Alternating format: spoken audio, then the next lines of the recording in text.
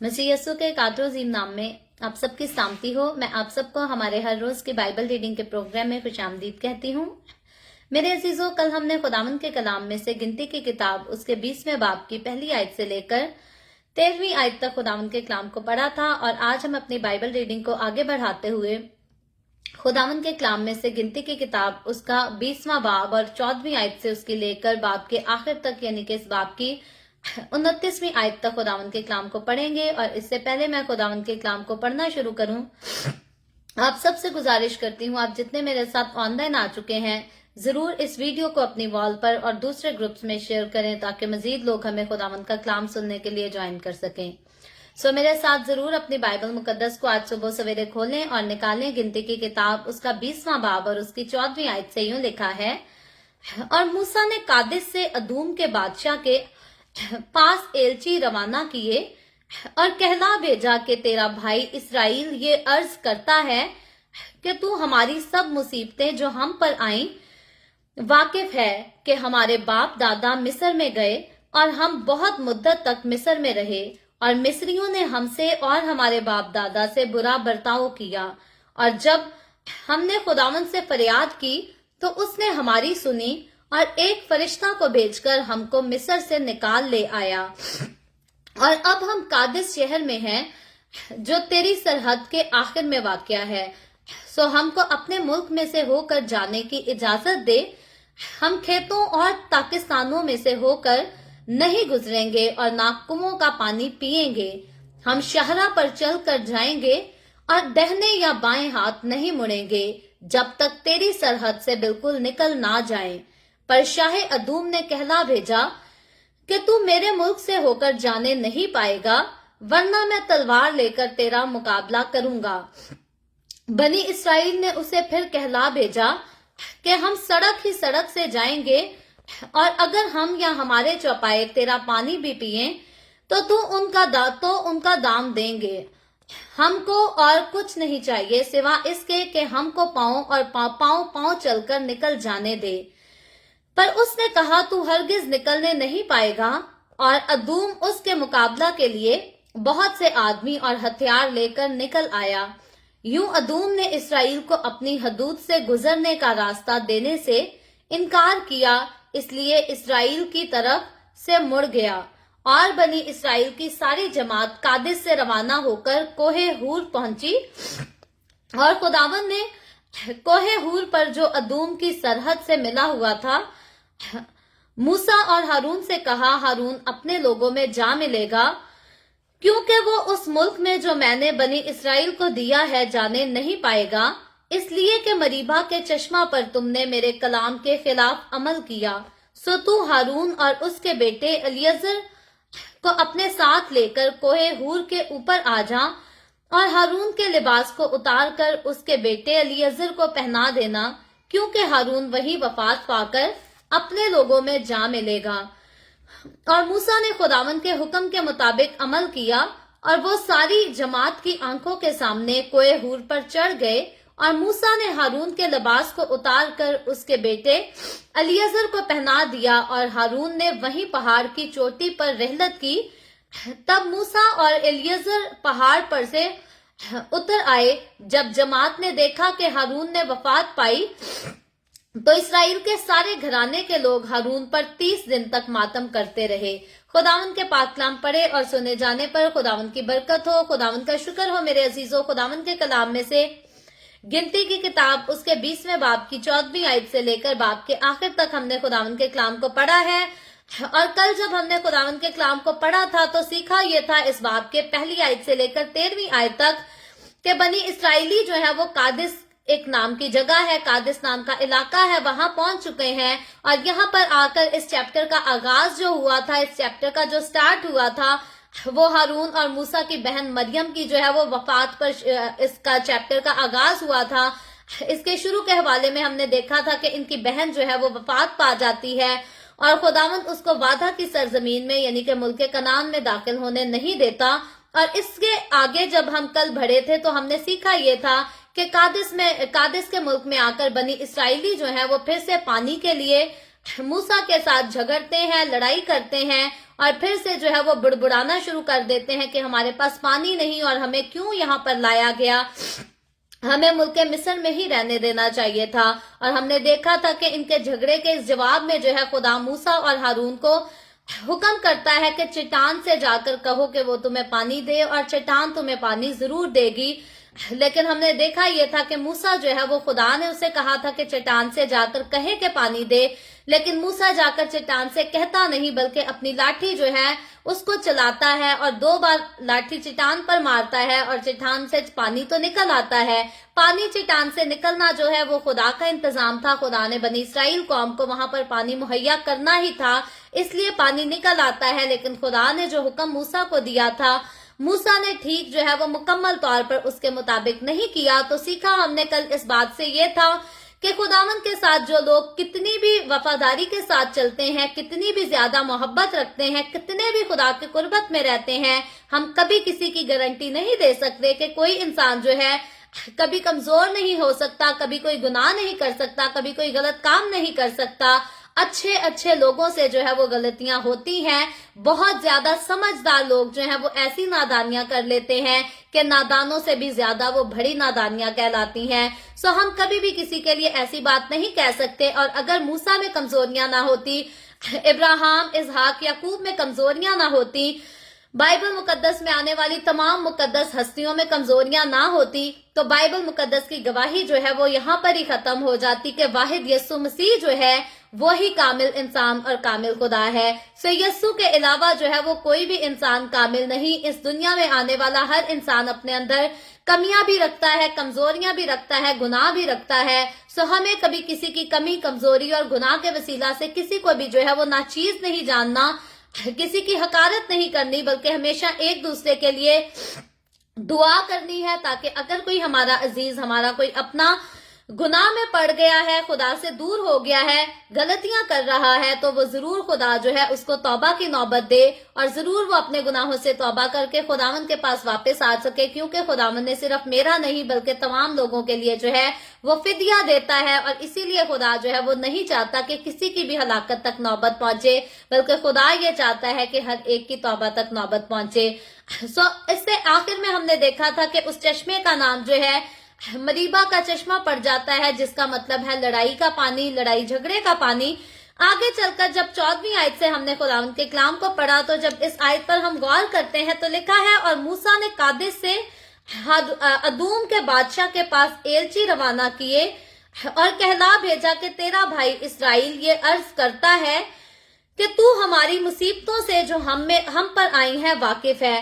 अब यहाँ पर मूसा जो है वो अदूम के बादशाह के पास लिखा है, अपने कुछ एलची भेजता है, बनी इसराइल के कुछ लोगों को भेजता है ताकि वो जो है वो अदूम के बादशाह के पास जाएं। और यहाँ पर मूसा जो है अदूम के बादशाह को जब पैगाम भेजता है तो मूसा स्पेशली जो है वो रिश्तेदारी जताकर, अपना ताल्लुक, अपना रिलेशनशिप जो है उसको जताकर भेजता है और कहला भेजता है कि तेरे भाई जो है वो मुसीबतों में से होकर गुजरे हैं। मिस्र में रहकर बनी इसराइलियों ने बड़ी मुसीबत देखी है, बड़ी तकलीफें सही हैं। सो यहाँ पर मूसा जो है वो अदूमियों को अपने रिश्तेदार ठहराता है। और वजह क्या है कि अदूमी लोग जो थे ये इसू की नस्ल से थे। और याद रहे कि याकूब इब्राहिम का पोता जो था, इब्राहिम का पोता जो है वो सिर्फ याकूब नहीं बल्कि इसू भी उसका बेटा था। इसहाक के 2 बेटे थे, इसू और याकूब, हम पहले पास में सीख कर आ चुके हैं। सो इसू जो है वो बड़ा था, लेकिन इसू ने अपना बड़ा होने का हक, इकलौता होने का पहलौठा होने का हक जो है वो याकूब के हाथ बेच दिया था। और उसके बाद याकूब को हम देखते हैं कि पहलौठा होने की सारी बरकत जो है वो उसी से मिली, उसी को मिली। और खुदा ने जिस अहद को बांधने के लिए इब्राहिम और इसहाक से वादा किया था, वो इसहाक के पहलौठे बेटे जो कि हकीकत में इसू था, उससे वो अहद नहीं बांधा गया बल्कि याकूब से बांधा गया। और याकूब को जो है वो इसराइल का नाम दिया गया। इसकी वजह ये थी कि याकूब जो है, पहली बात तो इसू ने अपने पहलौठे होने के हक को नाचीज जाना था और अपने छोटे भाई को दाल की खातिर बेच दिया था। और दूसरी बात, अगर कामों की तरफ गौर करें तो याकूब के काम जो थे वो इसू से बेहतर काम थे, इसलिए भी खुदा ने ऐसा होने दिया। और खुदा ने पहलौठे का हक जो है वो फिर याकूब ही को दिया और याकूब ही के साथ खुदा ने अहद बांधा। और याकूब को खुदा ने इसराइल का नाम दिया। सो इसराइली जो थे वो याकूब की नस्ल थे और अदूमी जो थे वो इसू की नस्ल थे। इसीलिए मूसा जो है यहाँ पर इनको खास रिश्तेदारी जिताकर कहता है कि तेरे भाई जो हैं वो मुसीबत से गुजरे हैं, तंगी से गुजरे हैं, परेशानियों से गुजरे हैं।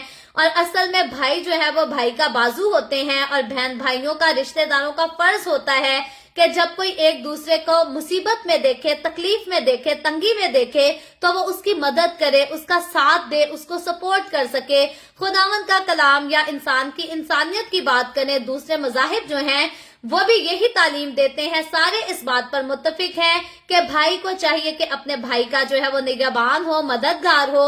और कभी भी कोई बहन भाई जो है वो ऐसे नहीं होने चाहिए कि अपने बहन भाइयों को मुसीबत में देखें, दुख में देखें, तकलीफ में देखें और उनकी मदद ना करें। लेकिन यहाँ हम खास बात ये देखते हैं कि इसू की नस्ल जो है वो याकूब की नस्ल से इसीलिए हसद करती थी, इसीलिए नफरत रखती थी, जेलस थी, क्योंकि याकूब को जो हक मिला वो हक असल में इसू का था। लेकिन इसू ने जो है वो खुद उसकी हकारत की, खुद उसको नाचीज जाना और फिर इसू की वैसे भी जिंदगी जो है वो अच्छी नहीं थी।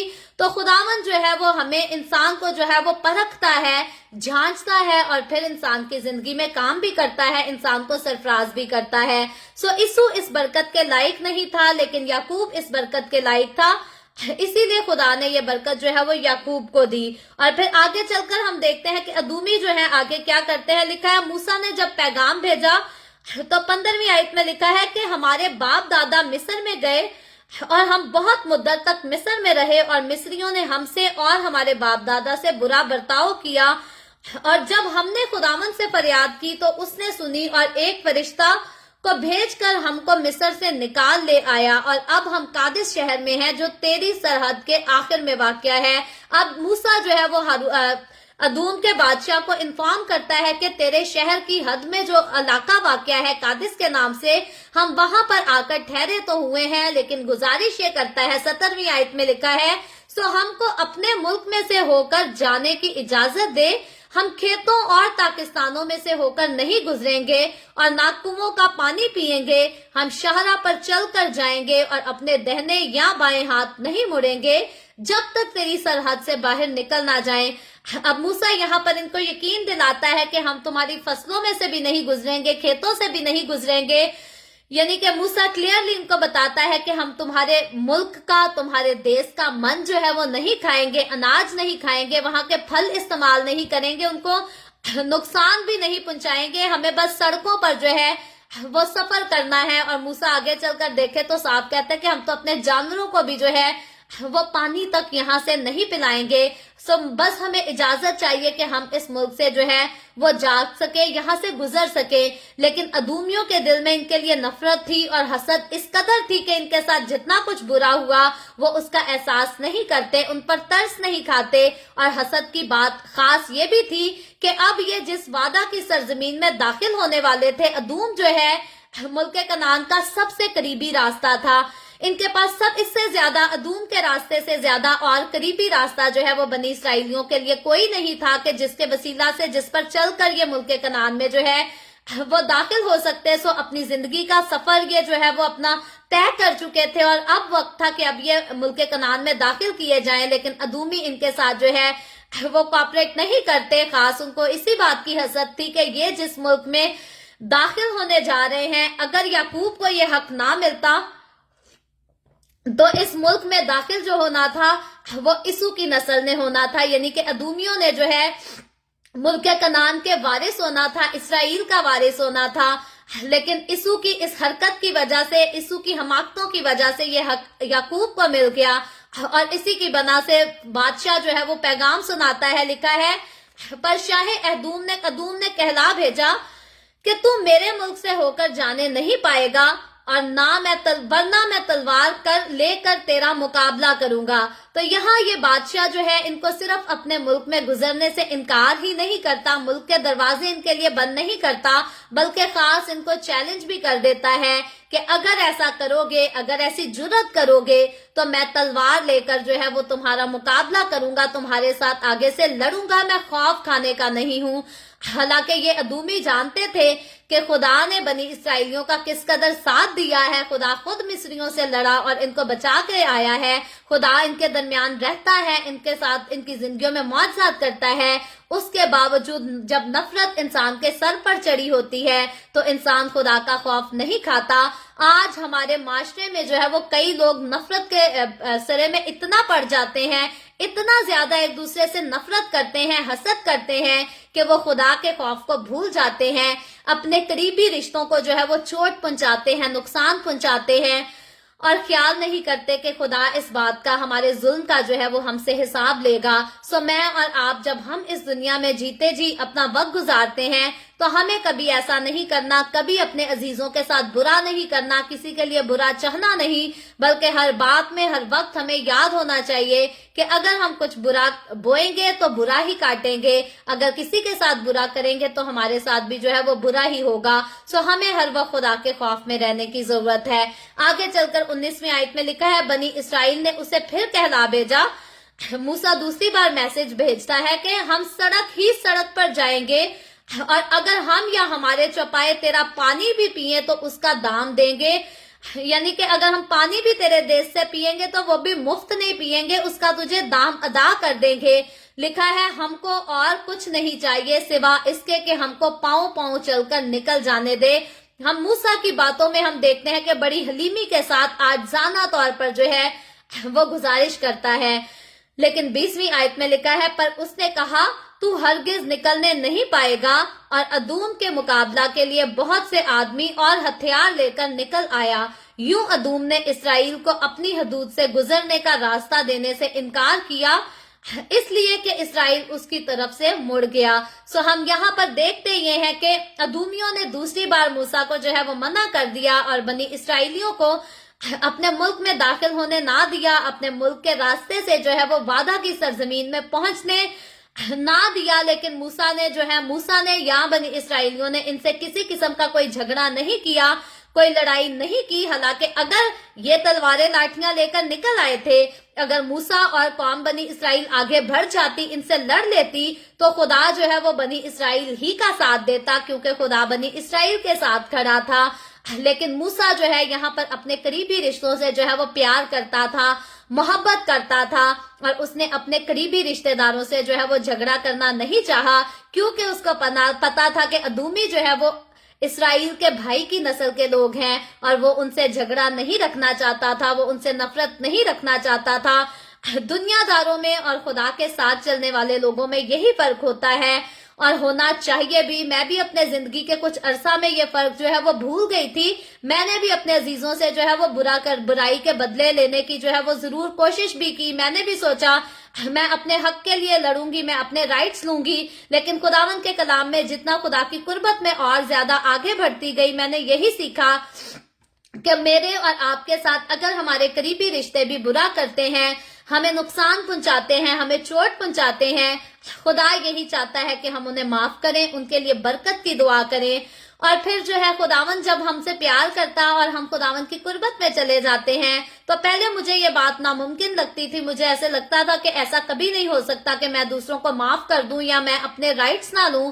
लेकिन जब खुदावंद की कुर्बत में आई तो मैंने आसानी से जो है वो सबको माफ भी किया, और आज खुदावंद का शुक्र है कि मेरे दिल में किसी के लिए कोई नफरत नहीं, कोई हसद नहीं, और हर एक के लिए बरकत के लिए दुआ करती हूँ, बरकत ही चाहती हूँ। बल्कि यहाँ तक मैं दुआ करती हूँ कि जिन लोगों ने मेरे साथ बुरा किया, जिन लोगों ने मुझे सताया, मैं उनकी तौबा के लिए भी जो है वो जरूर दुआ करती हूँ। सो मैं और आप मूसा की बात कर लें, हम कितने भी खुदा के साथ मजबूत क्यों ना हो, ईमान के तौर पर, रूहानी तौर पर कई बार हम डाउन हो जाते हैं, लेकिन खुदावंद का कलाम हमें हिम्मत देता है कि हम आगे बढ़े, मसीह में आगे बढ़ें और खुदावंद के कलाम पर कायम रह सकें, खुदावंद के हुक्मों पर चल सकें। खुदावंद ने मुझे तौफीक दी है, मैं खुदावंद का शुक्र करती हूँ कि दोनों तरह के मेरे तजुर्बात हैं। अपने दुश्मनों से अदावत रखने के भी तजुर्बात हैं, लेकिन फिर उस अदावत को खत्म करके फिर से अपने दिल में उनके लिए मोहब्बत पैदा करने के भी जो है वो जज्बात हैं, और खुदावंद ने ये तजुर्बात कराए हैं जिसके लिए मैं खुदावंद की जो है वो नहायत शुक्रगुजार हूँ। सो मूसा भी जो है यहाँ पर खुदा का बंदा होते हुए जो है के साथ लड़ाई नहीं करता, झगड़ा नहीं करता।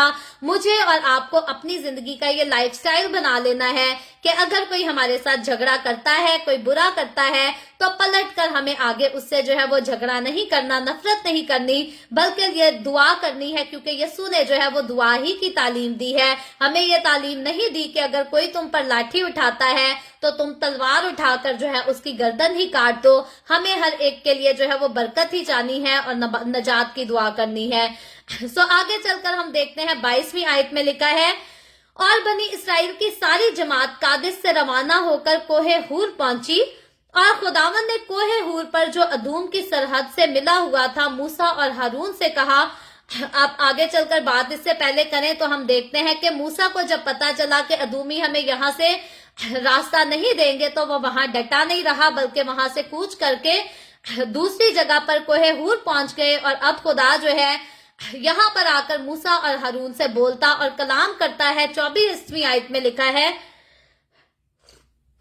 کہ خدا ان سے کیا کہتا ہے کہ ہارون اپنے لوگوں میں جا ملے گا، یعنی کہ ہارون کاہن بنی اسرائیل کی تاریخ کا پہلا کاہن جو ہے وہ وفات پا جائے گا، اپنے لوگوں میں جا ملے گا، کیونکہ وہ اس ملک میں جو میں نے بنی اسرائیل کو دیا ہے جانے نہیں پائے گا، اس لیے کہ مریبا کے چشمہ پر تم نے میرے کلام کے خلاف عمل کیا۔ اب یہاں پر خدا اسی بات کو یاد دلاتا ہے کہ خدا نے مریبا کے چشمے پر انہیں کہا تھا کہ چشمہ سے کہنا کہ وہ تمہیں پانی دے تو وہ دے گا، لیکن موسیٰ اور ہارون کو لگا کہ کہنے سے تو پانی نہیں نکلے گا، لاٹھی جو ہے، لاٹھی کو چلانے سے ہی دریا جو ہے وہ خون بن گیا تھا، لاٹھی چلانے سے جو ہے وہ دریا جو ہے وہ 2 ٹکڑے ہو گیا تھا، تو ان کو لگا کہ منہ سے کہنے سے تو کچھ نہیں ہوگا، لیکن لاٹھی چلائی جائے گی تو پھر ضرور چشمے سے پانی پھوٹ پڑے گا۔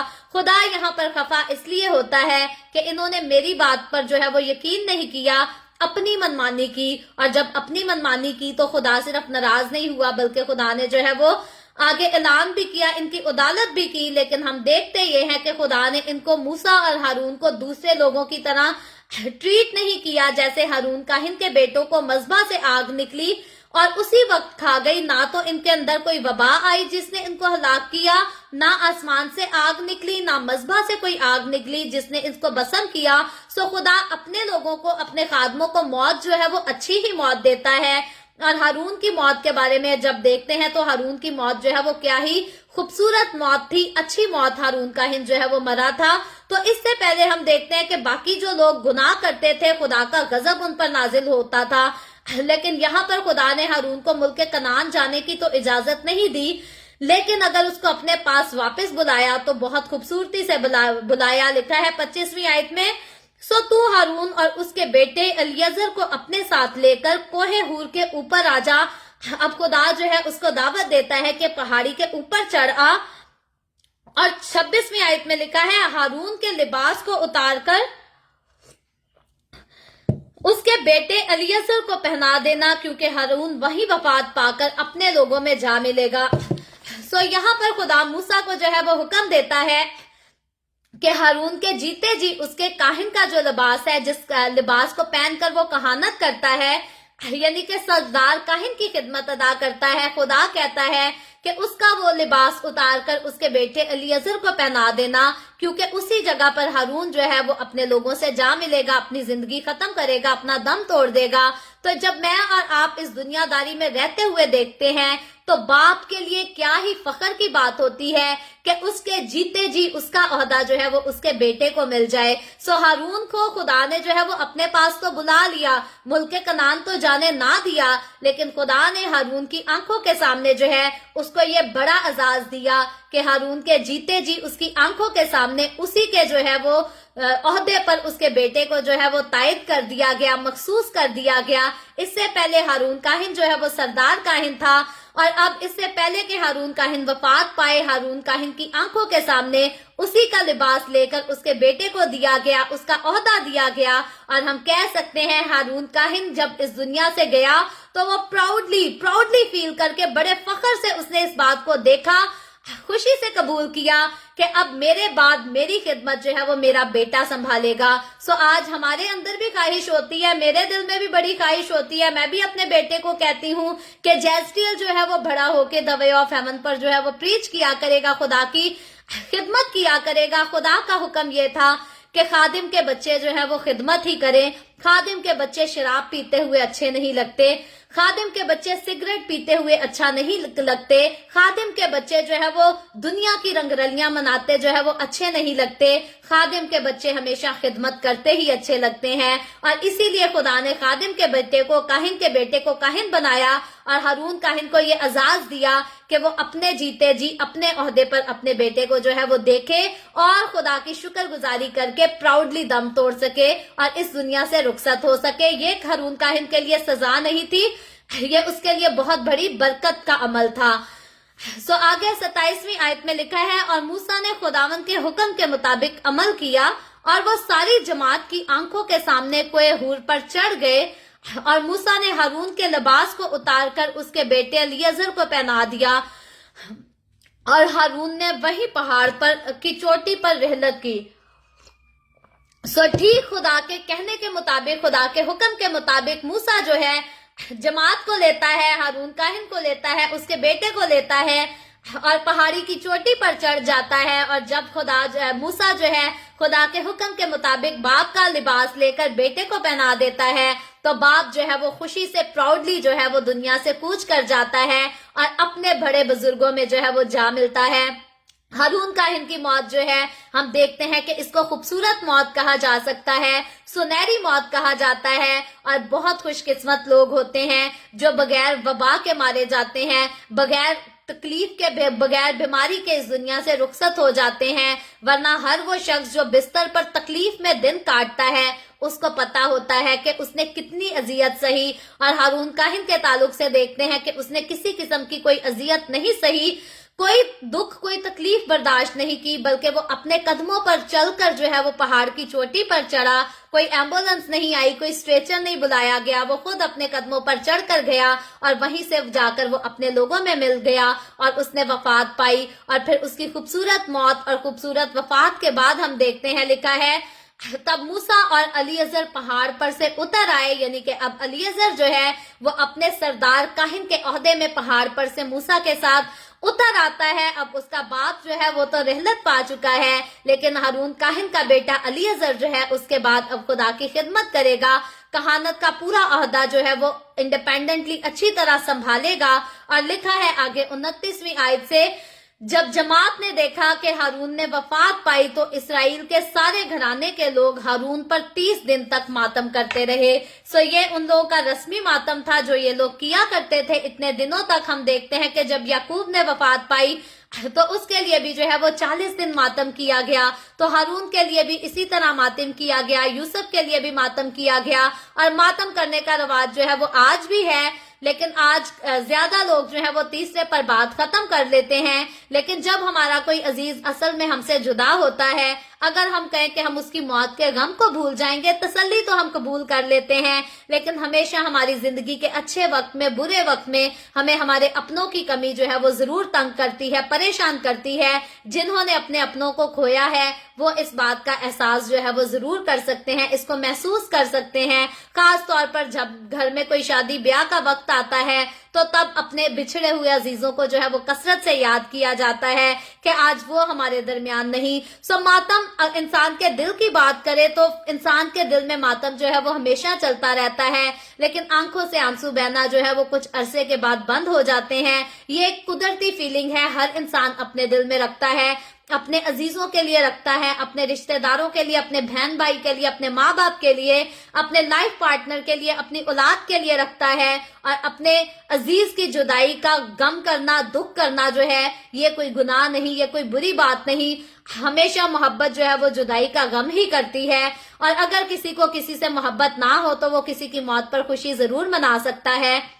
अलबत्ता जुदाई जो है मोहब्बत करने वालों को हमेशा तंग करती है और तंग करना भी चाहिए, क्योंकि ये नेचुरल फीलिंग है और ये हर नॉर्मल इंसान में जो है वो जरूर होनी चाहिए। इसी फीलिंग के तहत और अपनी रस्मात के तहत जो है बनी इसराइली हारून काहिन की जुदाई पर मातम करते हैं, अफसोस करते हैं और फिर से आगे इनका जो है वो सफर शुरू हो जाता है, जिसके बारे में हम कल जाकर गिनती की किताब उसके 21वें बाब में सीखेंगे। खुदावंद आज के कलाम के वसीला से मुझे और आपको, हम सबको बरकत दे।